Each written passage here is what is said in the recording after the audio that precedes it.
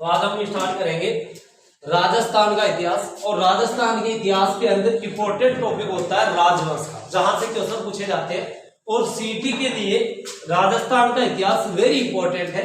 तो सीटी के आज राजस्थान के इतिहास से क्लासेस शुरुआत करते हैं राजवंश से। और राजवंश में सबसे पहला राजवंश पढ़ेंगे चौहान वंश। जबकि राजस्थान के राजवंशों में जो वेरी इंपॉर्टेंट राजवंश है उनमें चौहान वंश, उसके पश्चात मेवाड़ रियासत। मेवाड़ रियासत के अंदर दो वंश होते हैं, गुहिल और सिसोदिया, हालांकि होते दोनों एक ही है। फिर मारवाड़, मारवाड़ के अंदर राठौड़, आमेर के कछवा और बीकानेर के राठौड़। ये राजवंश वेरी इंपॉर्टेंट होते हैं जो प्रत्येक राजस्थान की वैकेंसियों के अंदर पूछे जाने वाले क्वेश्चन है। तो आज शुरुआत करते हैं चौहान वंश। तो कोई भी वंश अगर हम पढ़ेंगे तो सबसे पहले हमें उस वंश की उत्पत्ति के बारे में पता होना चाहिए कि उस वंश की उत्पत्ति कैसे हुई, फिर उस वंश का संस्थापक कौन था, फिर उन्होंने नींव कहाँ रखी, किसे अपनी राजधानी बनाया और कब उन्होंने एक नए वंश की स्थापना की। तो यहां से संबंधित कई सारे क्वेश्चन पूछे जाते हैं। स्टार्ट करते हैं चौहान वंश में। सबसे पहले हम ध्यान देते हैं उत्पत्ति में कि चौहान वंश की उत्पत्ति कैसे होगी। तो उत्पत्ति के लिए हर इतिहासकार अलग अलग अपनी राय रखता है। प्रत्येक वंश के बारे में अलग अलग इतिहासकारों के द्वारा अलग अलग अपने मत दिए गए। तो चौहान वंश की उत्पत्ति के लिए भी अलग अलग इतिहासकारों ने अलग अलग मत दिए हैं। अब चौहान वंश के अंदर सबसे जो प्रमाणित जिसे माना जाता है, लेकिन उसे प्रमाणित नहीं माना जाता, हालांकि फिर भी ध्यान रखना कि चौहान वंश का जो संबंध होता है सबसे पहले वेरी इंपॉर्टेंट किस शिलालेख से है। तो आंसर करना हमें कि बिजोलिया शिलालेख। बिजोलिया शिलालेख पहला ही क्वेश्चन कि चौहान वंश का संबंध किस शिलालेख से है। तो चौहान वंश का संबंध बिजोलिया शिलालेख से है। अब बिजोलिया शिलालेख से संबंधित कुछ क्वेश्चन कर लेते हैं और इससे चौहान वंश की उत्पत्ति के बारे में पढ़ सकते कि बिजोलिया शिलालेख के रचयिता कौन है। तो आंसर करेंगे गुणभद्र। कि गुणभद्र जो है वो बिजोलिया शिलालेख के रचयिता है। क्वेश्चन ऐसा है कि बिजोलिया शिलालेख के लेखक कौन है। तो आंसर करना है काश्यप केशव। कि बिजोलिया शिलालेख के लेखक कौन है। तो आंसर करना है काश्यप केशव। बिजोलिया शिलालेख के रचयिता कौन है। तो आंसर करना है गुणभद्र। बिजोलिया शिलालेख कहां पर मिला है।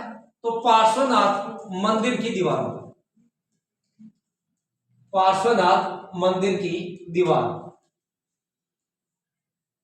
कहां पर है। तो भीलवाड़ा।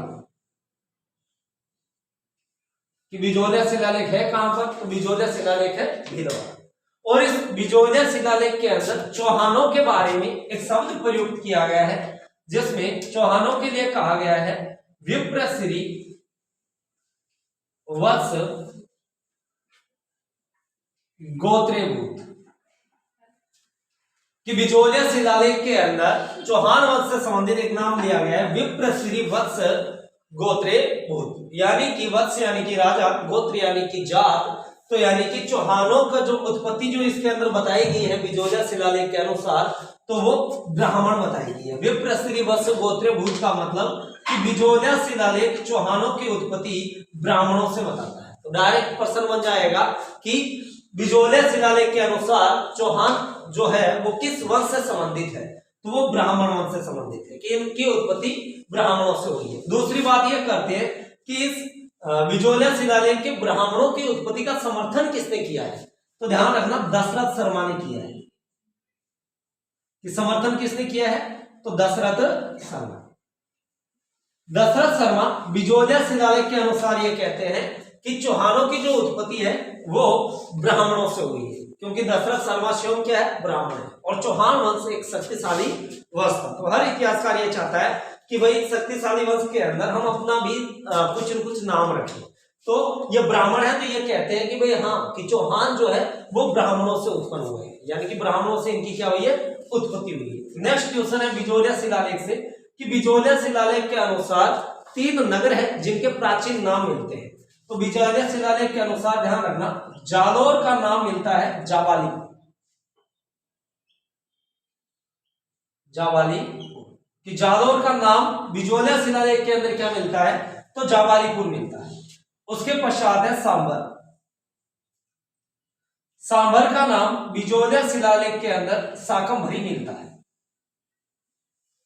और भीनमाल का नाम बिजोलिया शिलालेख के अंदर सिरीमाल नाम मिलता है। तो ये तीनों प्रश्न भी वेरी इंपॉर्टेंट है। क्वेश्चन पूछा जाता है कि बिजोलिया शिलालेख के अनुसार जवालीपुर का जालौर का नाम क्या है, तो जवालीपुर है। सांभर का नाम क्या है, शाकंभरी है। और सिरीमाल का नाम भीनमाल का नाम क्या है, तो सिरीमाल है। तो ये है बिजोलिया शिलालेख से संबंधित और इनकी उत्पत्ति से संबंधित कि बिजोलिया शिलालेख के अनुसार चौहान वंश की उत्पत्ति किससे हुई है, तो आंसर करेंगे ब्राह्मण से। इसका समर्थन किसने किया है, दशरथ शर्मा ने। बिजोलिया शिलालेख के रचयिता कौन है, गुणभद्र है। और इसके लेखक कौन है, काशिद केशव है। बिजोलिया शिलालेख कहां पर है, भीलवाड़ा में। एक क्वेश्चन ध्यान रखना, बिजोलिया से पूछा जाता है कि बिजोलिया की जो रियासत है या बिजोलिया की जो जागीर है वो किसे प्रदान की गई, तो अशोक परमार को प्रदान की गई थी। किसने की थी, तो ध्यान रखना राणा सांगा ने की थी। खानवा युद्ध के अंदर अशोक परमार ने इनकी सहायता की थी, जो जगनेर भरतपुर के थे। तब राणा सांगा बिजोलिया की जागीर अशोक परमार को प्रदान करता है। तो ये भी क्वेश्चन पूछा जाता है। एक उत्पत्ति हो गया आपकी बिजोलिया शिलालेख से संबंधित। उसके पश्चात में ध्यान रखना इतिहासकार, जैसे हम राजस्थान के इतिहास का पितामह कहते हैं, colonel James Tod. Colonel James Tod को हम राजस्थान के इतिहास का पिता कहते हैं या जनक कहते हैं। इन्हें घोड़े वाला बाबा के नाम से भी जाना जाता है, क्योंकि ये एक अंग्रेज अधिकारी थे। और 1818 ईस्वी के अंदर जितनी भी जो ईस्ट इंडिया कंपनी के द्वारा, राजाओं के द्वारा जो संधि कर दी गई थी, उनके लिए सभी को राजी कर्नल जेम्स टोड ने किया था। और ये घोड़ा लेकर के हर जगह पर घूमे थे, इसीलिए घोड़े वाला बाबा के नाम से भी जाना जाता है। अब कर्नल जेम्स टोड के अनुसार चौहान वंश की उत्पत्ति किससे हुई है, तो कर्नल जेम्स टोड इन्हें विदेशी बताता है कि कर्नल जेम्स टोड के अनुसार चौहानों की उत्पत्ति किससे हुई है, विदेशियों से हुई है। और इसका समर्थन कौन करता है, तो स्मिथ करता है, क्योंकि ये दोनों ही क्या है, विदेशी है। तो ये क्या कर रहे हैं, ये अपना नाम बीच में दे देते हैं कि चौहानों की उत्पत्ति हुई है वो किससे हुई है, तो विदेशियों से हुई है। जबकि चौहान वंश के पृथ्वीराज चौहान का दरबारी था, जिसका नाम था चंद्रबरदाई। चंद्रबरदाई कई जगह नाम आता है चंद्रबरदाई। इसी चंद्रबरदाई ने एक ग्रंथ लिखा था जिसका नाम था पृथ्वीराज रासो। अब इस पृथ्वीराज रासो के अंदर चंद्रबरदाई ने एक सिद्धांत दिया था। उस सिद्धांत का नाम था अग्निकुंड सिद्धांत। अग्निकुंड सिद्धांत। तो ये क्वेश्चन पूछा जाता है कि अग्निकुंड सिद्धांत किसने दिया था, चंद्रबरदाई ने दिया था। किसके अंदर है, तो पृथ्वीराज रासो के अंदर है। इस अग्निकुंड सिद्धांत के अनुसार चंद्रबरदाई क्या बताता है, देखो तो यह कहता है कि भाई माउंट आबू पर वशिष्ठ ऋषि जी थे और वो यज्ञ कर रहे थे। कौन यज्ञ कर रहे थे, तो वशिष्ठ जी। और ये वशिष्ठ ऋषि माउंट आबू पर यज्ञ कर रहे होते हैं और इन्हीं वशिष्ठ ऋषि के द्वारा ही कई राजपूत वंशों की उत्पत्ति होती है। और उन कई राजपूत वंशों के अंदर ये सबसे पहले बताते हैं प्रतिहार। प्रतिहार के पश्चात में बताते हैं परमार। परमार के पश्चात में चालुक्य और चालुक्य के पश्चात में चौहान। इन वंश की उत्पत्ति चंद्रबरदाई के अग्निकुंड सिद्धांत के अनुसार होती है। यह कहते हैं कि वे माउंट आबू पर वशिष्ठ ऋषि यज्ञ कर रहे होते हैं और इनके यज्ञ को असुर प्रवृत्ति के लोग भंग कर देते हैं।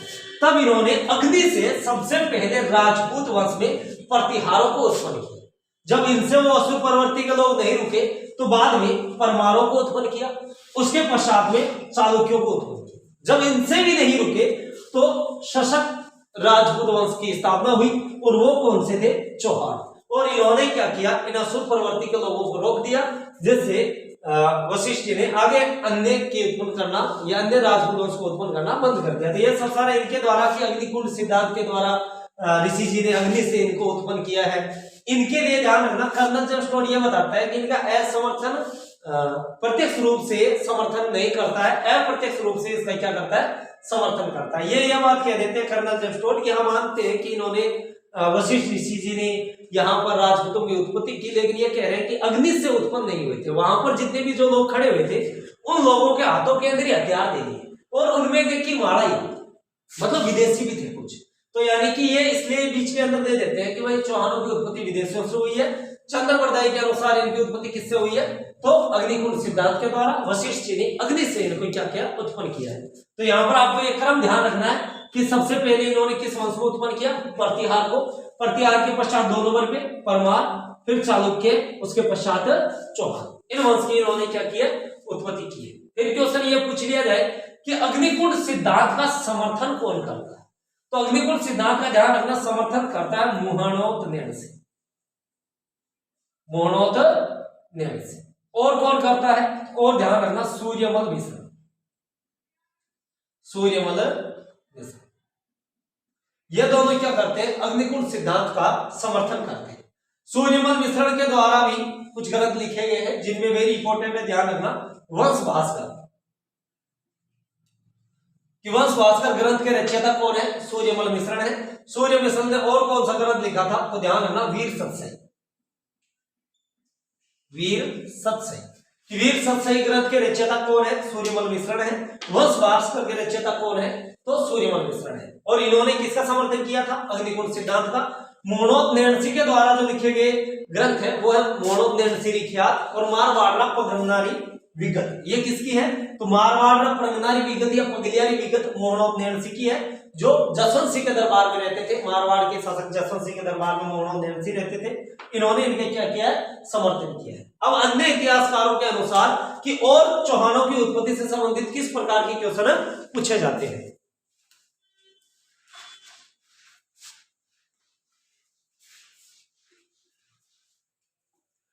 तो एक इतिहासकार है, ध्यान रखना, डॉक्टर भंडारकर, डॉक्टर भंडारकर। तो डॉक्टर भंडारकर के अनुसार चौहानों की जो उत्पत्ति है वो खजर जाति से हुई है। किससे हुई है, खजर जाति से। डॉक्टर भंडारकर के अनुसार चौहानों की उत्पत्ति हुई है, जबकि अन्य इतिहासकार जीएच ओझा, जिनका पूरा नाम डॉक्टर गौरीशंकर हीराचंद ओझा व नैनचंद्र सूरी,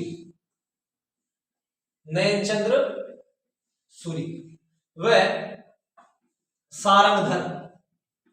नैनचंद्र सूरी ने, ध्यान रखना, हमीर महाकाव्य ग्रंथ की रचना की थी, हमीर महाकाव्य। और सारंगधर ने की थी, ध्यान रखना, हमीर रासो, हमीर रासो।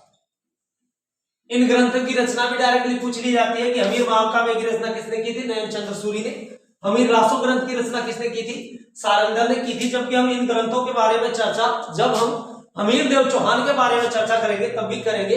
लेकिन वेरी इंपॉर्टेंट ध्यान में अब ये रखना है कि चौहानों की उत्पत्ति के बारे में इन्होंने क्या कहा, तो गौरीशंकर हीराचंद ओझा, नैनचंद्र सूरी व सारंगधर ने चौहानों को सूर्यवंशी कहा है।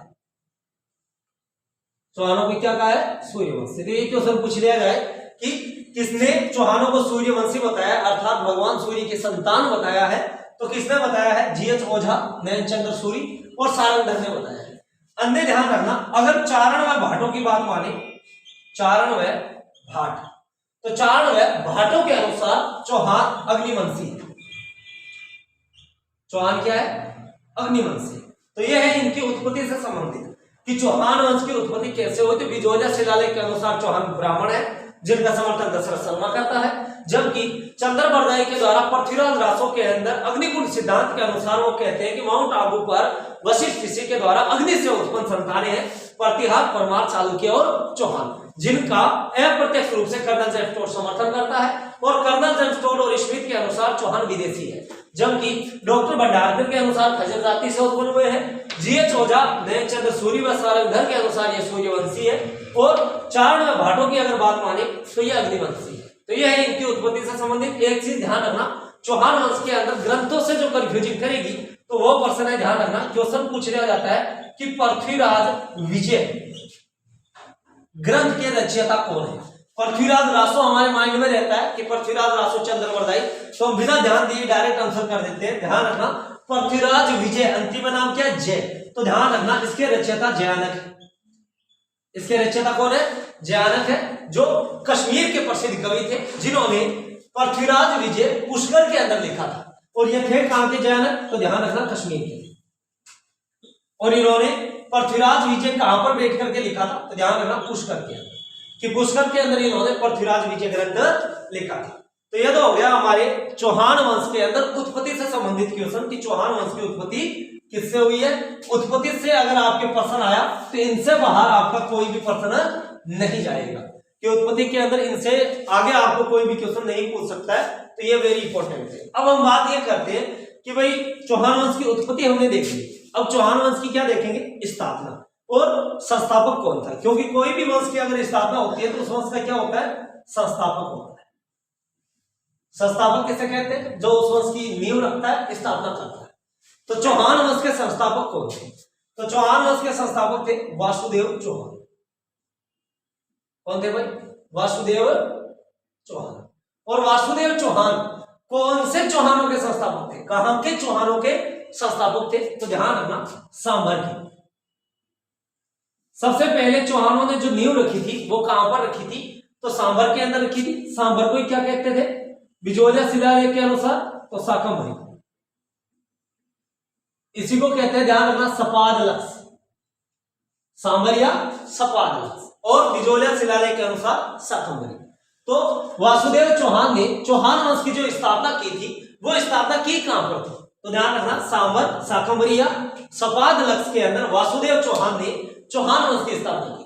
फिर प्रश्न यह आ जाए कि वासुदेव चौहान ने चौहान वंश की स्थापना की कब थी, तो ध्यान रखना वासुदेव चौहान ने 551 ईस्वी के अंदर चौहान वंश की स्थापना की थी। कि सांभर, शाकंभरी या सपाद लक्ष के अंदर वासुदेव चौहान ने स्थापना कब की, तो आंसर करना, स्थापना की थी 551 ईस्वी के अंदर। हालांकि चौहानों की राजस्थान के अंदर अलग अलग शाखाएं थी। अब अलग अलग शाखाएं कौन कौन सी थी, तो सबसे पहली जगह कौन सी, सांभर, और सांभर के पश्चात में अजमेर, कि अजमेर के अंदर इनकी क्या हुई, शाखा बनी, अजमेर को राजधानी बनाया गया। अजमेर के पश्चात में ध्यान रखना रणथंभौर, जालौर, सिरोही व नाडोर, यहां पर किनकी शाखाएं थी, तो यहां पर ध्यान रखना चौहान वंश की शाखाएं थी। और यहां से क्यों भी क्वेश्चन पूछ लिया जाता है कि यहाँ के संस्थापक कौन थे, तो अजमेर के अंदर जो राजधानी लेकर के जाता है वो अजयराज होता है, अजयराज चौहान। जो अजयराज चौहान किनके पुत्र थे, तो ध्यान रखना पृथ्वीराज प्रथम के पुत्र थे, ना कि तर्क। अजमेर के संस्थापक कौन थे, तो अजमेर के संस्थापक अजयराज चौहान। फिर बात करें कि रणथंभौर के कौन थे, तो गोविंदराज। गोविंदराज कौन थे, तो पृथ्वीराज तर्क के पुत्र थे। जालौर का पूछे तो जालौर के थे कीर्तिपाल, जालौर के संस्थापक कौन थे, कीर्तिपाल चौहान। सिरोही के संस्थापक कौन थे, तो ध्यान रखना लुम्बा चौहान। और नाडोर के कौन थे, तो लक्ष्मण। ये संस्थापक थे। और इतनी सारी चौहानों की राजस्थान के अंदर क्या थी, शाखाएं थी। फिर हम बात करते हैं कि ये जो संस्थापक थे वासुदेव चौहान, जिन्होंने सांभर के अंदर चौहान वंश की स्थापना की, इन्होंने अपनी राजधानी किसे बनाई, तो ध्यान रखना इन्होंने जो अपनी राजधानी बनाया था वो अहिछत्रपुर को बनाया था। अहिछत्रपुर, और अहिछत्रपुर वर्तमान नागौर, वर्तमान नागौर। कि वर्तमान नागौर को प्राचीन समय में किस नाम से जानते थे, अहिछत्रपुर के नाम से जानते थे। और अहिछत्रपुर वासुदेव ने अपनी राजधानी बनाया था। ध्यान रखना कि अहिछत्रपुर जांगल प्रदेश की भी राजधानी थी, जांगल प्रदेश। और जांगल प्रदेश ध्यान रखना बीकानेर को कहते थे। कि बीकानेर का प्राचीन नाम क्या था, तो जांगल प्रदेश था, बीकानेर वाले क्षेत्र का। और इनकी राजधानी भी क्या थी, अहिछत्रपुर। इससे हम ये अनुमान लगा सकते हैं कि बीकानेर पर राठौड़ों से पहले चौहानों ने भी शासन किया था, क्योंकि इनकी राजधानी क्या थी, तो अहिछत्रपुर थी। अहिछत्रपुर के अलावा वासुदेव चौहान का प्रमुख नगर कौन सा था, कि पहला तो हो गया कौन सा, अहिछत्रपुर। उसके पश्चात कौन सा था, तो ध्यान रखना पूर्णतल था। कौन सा था, पूर्णतल। कुछ समय के लिए वासुदेव चौहान ने पूर्णतल को भी अपनी राजधानी बनाया था। यह भी वेरी इंपॉर्टेंट है, ध्यान रखना। नेक्स्ट क्वेश्चन पूछा जाता है वासुदेव चौहान से कि वासुदेव चौहान ने बिजोलिया शिलालेख के अनुसार एक झील का निर्माण करवाया। उस झील का नाम था सांभर झील। कि सांभर झील का निर्माण किस शासक ने करवाया था, तो सांभर झील का निर्माण वासुदेव चौहान ने करवाया था। किसके अनुसार, तो बिजोलिया शिलालेख के अनुसार। जबकि हम ज्योग्राफी पढ़ते हैं तो सांबर झील को हम पढ़ते हैं कि सांबर झील एक वायु द्वारा अपर्दित झील है कि वायु के अपर्दन के कारण सांबर झील का क्या हुआ है, निर्माण हुआ है। ये मध्य भारत की सबसे बड़ी खारे पानी की झील है। बिजोलिया शिलालेख के अनुसार वासुदेव चौहान ने सांबर झील का क्या करवाया है, निर्माण करवाया है। अन्य क्वेश्चनों के अंदर कि वासुदेव चौहान ने ही चौहानों की कुल देवी शाकंभरी माता का निर्माण किया, शाकंभरी माता के मंदिर का निर्माण करना है। और शाकंभरी माता क्या है, तो सांबर के चौहानों की कुल देवी है कि सांबर के चौहानों की कुल देवी कौन सी माता है, आंसर करेंगे शाकंभरी माता, जो सांबर के चौहानों की कुल देवी है। क्वेश्चन ऐसा पूछ लिया जाए कि सीकर के चौहानों की कुल देवी कौन है, तो ध्यान रखना जीण माता। सीकर के चौहानों की कौन सी माता है, जीण माता है। जालोर के चौहानों की कौन सी है, तो ध्यान रखना आशापुरा माता, आशापुरा माता।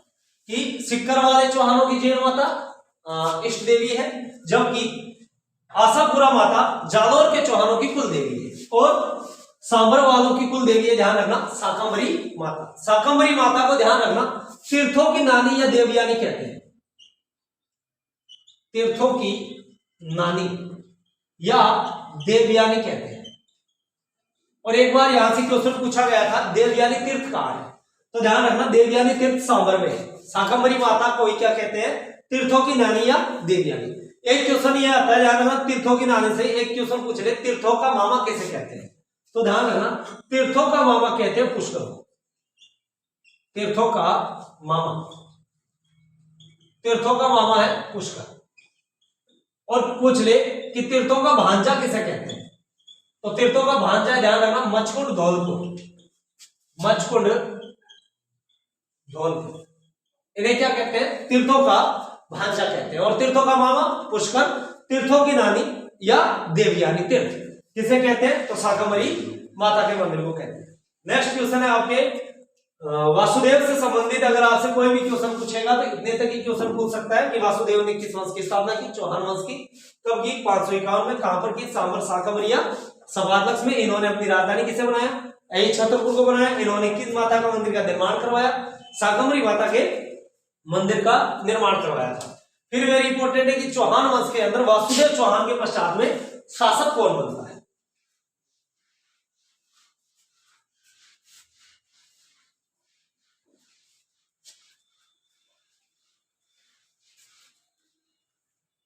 तो वासुदेव चौहान के पश्चात में जो चौहान वंश का शासक बनेगा वो बनेगा गुवक प्रथम। कि वासुदेव चौहान के पश्चात में सांबर का शासक चौहान शासक कौन बनता है, गुवक प्रथम बनता है। ये किनका पुत्र होता है, तो ध्यान रखना दुर्लभ राज का पुत्र होता है। किनका पुत्र होता है, दुर्लभ राज का ये पुत्र होता है गुवक प्रथम। गुवक प्रथम ने सीकर के अंदर हर्षनाथ जी के मंदिर का निर्माण करवाया था, हर्षनाथ जी के मंदिर का निर्माण कहां पर करवाया, तो सीकर के अंदर इन्होंने हर्षनाथ जी के मंदिर का निर्माण करवाया था। हर्षनाथ जी चौहानों के इष्ट देव हैं, यह प्रश्न वेरी इंपॉर्टेंट है कि चौहानों के इष्ट देव कौन है, तो हर्षनाथ जी है, जिनके मंदिर का निर्माण कहां करवाया, सीकर में करवाया गया। क्वेश्चन अगर ऐसा पूछ लिया गया कि हर्षनाथ जी के मंदिर को किसने तोड़वाया था, तो ध्यान रखना हर्षनाथ जी के मंदिर को औरंगजेब ने तोड़वाया था।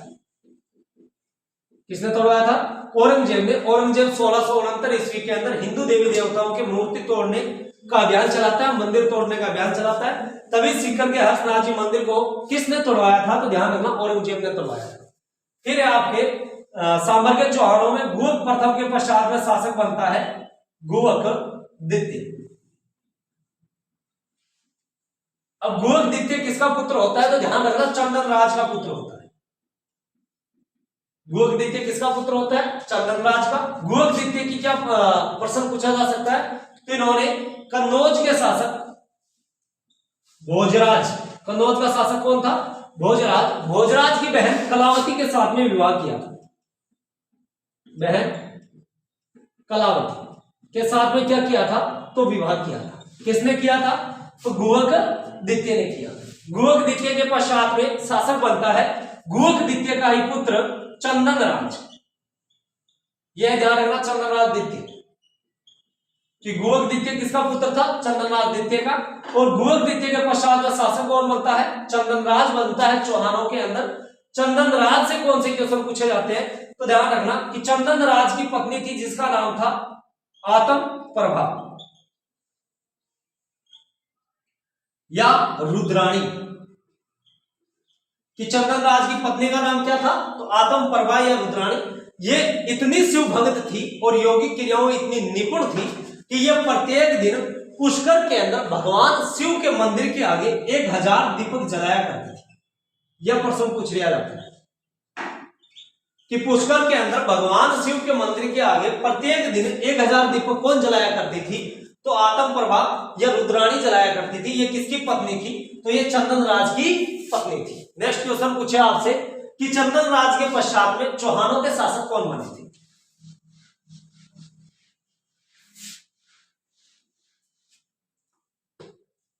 तो चंदनराज के पश्चात में शासक बने थे वाकपति राज। शासक कौन बने थे? वाकपति राज। अब वाकपति राज से कौन से प्रश्न पूछे जाते हैं? तो वाकपति राज को महाराज की उपाधि दी गई। महाराज की उपाधि कि चौहानों के पहले शासक जिनको महाराज की उपाधि मिली थी, तो वह ध्यान रखना वाकपति राज थे जिन्हें महाराज की उपाधि दी गई थी। जबकि चौहान शुरुआती दौर के अंदर गुर्जर प्रतिहारों के सामंत थे। किसके सामंत हुआ करते थे? गुर्जर प्रतिहारों के ये सामंत थे। किनके समय के अंदर चौहान स्वतंत्र शासक हुए थे? तो ध्यान रखना वाकपति राज का पुत्र होता है जिसका नाम होता है सिंहराज। सिंहराज ने परम भट्टारक महाराजाधिराज परमेश्वर की उपाधि धारण की थी। यह क्वेश्चन पूछ लिया जाता है कि चौहान वंश के किस शासक ने परम भट्टारक महाराजाधिराज परमेश्वर की उपाधि धारण की थी? तो वो सिंहराज ने की थी। और यह उपाधि केवल वही शासक धारण कर सकते थे जो स्वतंत्र थे। इसका मतलब कि सिंहराज के समय के अंदर चौहानों ने स्वतंत्र शासक की घोषणा कर दी थी। और इनके समय के अंदर जो गुर्जर प्रतिहार का जो समकालीन शासक था उसका नाम था विजयपाल प्रतिहार। विजयपाल प्रतिहार ये इनके समकालीन शासक थे, यानी कि इनके समय के अंदर गुर्जर प्रतिहारों के शासक थे। तो यहां तक आपके वेरी इंपॉर्टेंट है, ध्यान रखना। चौहान वंश के शासकों में क्वेश्चन पूछ लिया जाए कि सांबर के चौहान स्वतंत्र रूप से शासक कब बने थे? तो सिंहराज के समय में इन्होंने परम भट्टारक महाराजाधिराज की उपाधि धारण की थी परमेश्वर की। और यह उपाधि एक केवल स्वतंत्र शासक ही धारण कर सकता है। इससे पहले ये गुर्जर प्रतिहारों के सामंत हुआ करते थे। गुहक जो प्रथम शासक था वो नागभट्ट द्वितीय का सामंत हुआ करता था, ये ध्यान रखना। फिर इनके पश्चात में सिंहराज के पश्चात के अंदर कुछ अन्य और शासक बनते हैं जिनके अंदर गोविंदराज द्वितीय है, गोविंदराज तृतीय है, दुर्लभ राज द्वितीय है। फिर इंपोर्टेंट शासक बनता है पृथ्वीराज द्वितीय, सॉरी पृथ्वीराज प्रथम। और पृथ्वीराज प्रथम ध्यान रखना कि पुष्कर के अंदर 700 चालुक्यों को मारता है। पुष्कर के अंदर जो चालुक्य ब्राह्मणों को परेशान करते हैं, इनकी हत्या कौन करता है? पृथ्वीराज प्रथम करता है। कहां पर करता है? पुष्कर के अंदर करता है। और यही पृथ्वीराज प्रथम सोमनाथ मंदिर, तो सोमनाथ तीर्थ यात्रा है, सोमनाथ जी का मंदिर है गुजरात के अंदर, इनके मार्गों के अंदर निःशुल्क भोजनालय की स्थापना करता है। निःशुल्क भोजन की व्यवस्था करता है। तो वो शासक कौन होता है चौहानों का? पृथ्वीराज प्रथम। और इसी पृथ्वीराज प्रथम का पुत्र शासक बनता है बाद में, जिसका नाम है अजयराज। और यहां से बाद में हम चौहान वंश को क्रमबद्ध पढ़ेंगे। अजयराज के पश्चात में आप अधिकतर जो गाइडें देखेंगे उनके अंदर आपको वासुदेव के पश्चात में डायरेक्ट शासक मिलता है अजयराज चौहान, जो 1105 से 1133 के अंदर शासक बनता है। कई गाइडों के अंदर आपको 1113 से 1133 भी मिल जाएगा। तो कल के दिन के अंदर हम चौहान वंश के अंदर पढ़ेंगे